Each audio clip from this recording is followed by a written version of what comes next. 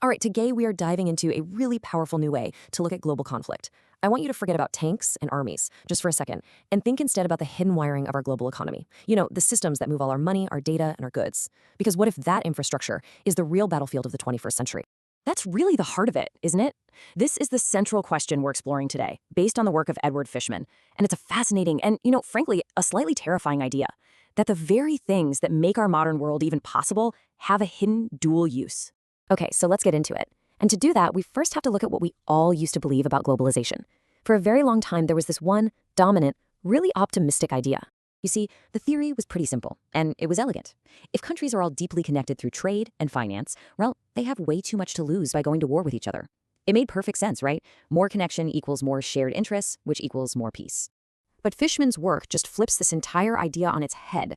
The argument is that this deep interdependence didn't get rid of conflict, it just changed the weapons. The very networks that connect us have become these incredibly powerful levers for coercion. It turns economic reliance into a massive strategic vulnerability. So how does this actually work? Well, to get it, we need to look past the surface of global trade and really examine what Fishman calls the plumbing of the global economy. You know, the essential hidden infrastructure that everything else flows through. And that brings us to the core concept of this whole thing, the economic choke point. Now, this isn't a physical place like a canal. No. It's a centralized node in a network. I want you to think of it like a master switch. If you control that switch, you basically control everyone and everything that needs to pass through it. It's that powerful. And look, this isn't some abstract theory. These things are very, very real when you look at the examples. We're talking about the US dollar, which is the foundation of global trade. We're talking about the SWIFT messaging system that all the banks use to talk to each other internationally. CHIPS, the clearinghouse that processes these enormous dollar transactions. It's even things like the design of advanced computer chips or the critical software that's running on most of the world's computers. All of these, they're choke points. Now, controlling these choke points gives a nation two very distinct and very powerful abilities. See, it's not just about turning off the tap, it's also about being able to see exactly what's flowing through the pipes. Okay, let's break this down. First, you've got what's called the panopticon effect. And that's really just the power of surveillance. Because so many global transactions touch the US financial system in some way, the US Treasury gets this incredible, unparalleled view into where money is going around the world. But then there's the choke point effect. And this is the power to act, to actually reach into that network and deny access, to literally kick a country or a company out of the global economy.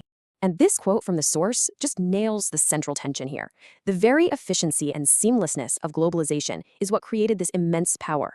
The thing that makes a bank transfer from Tokyo to Berlin take just a few seconds is the exact same thing that allows it to be watched and, if needed, completely blocked. Let's look at a real-world example, just to make it concrete. Back in 2012, the US and its allies, they wanted to put pressure on Iran.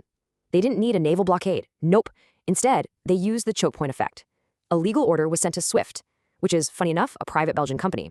And then, with just a few keystrokes, a few lines of code, Iranian banks were basically erased from the network. Just gone.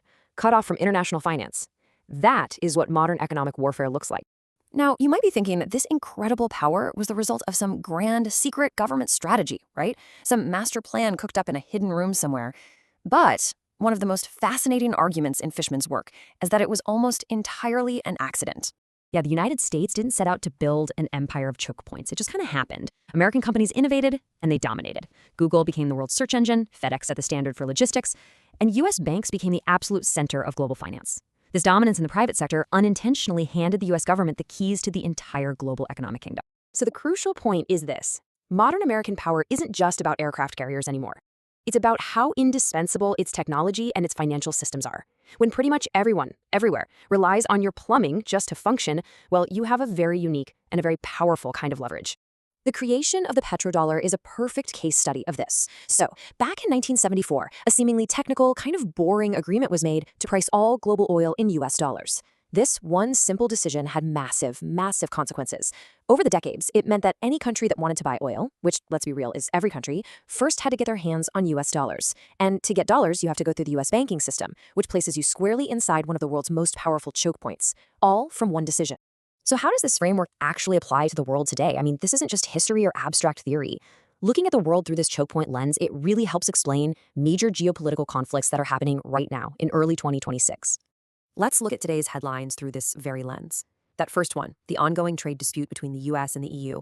At its core, that's a battle over who controls the financial plumbing of the global debt markets. Then, all that news you hear about new payment systems coming from China and other rising powers, well, that's just rivals actively trying to build their own pipes to get around the US dollar choke point. And finally, those ongoing controls over who can get AI chips, that is the US leveraging its critical choke point in semiconductor design, even as the book warns that this kind of tech advantage has a pretty limited shelf life. And this all leads us to the final, absolutely critical question. Is this system of power, this accidental empire of switches and pipes, is it actually built to last? Because here's the great paradox in all of this. The more you use a choke point to exert your power, the more you incentivize your rivals to find a way around it. Every single time a sanction is used, it's basically a giant advertisement for building an alternative system. And over time, this could lead to more and more leaks in the network, which slowly diminishes the power of that original choke point. And so, this is what we're left with. As rivals are busy building their own financial and technological systems, is the power of that original network actually fading away? Or are we just heading towards a much more fractured world, one without a single dominant network, but with multiple competing systems of control? A world with more choke points, not fewer. It's a question that's really going to define the map of global power for years to come.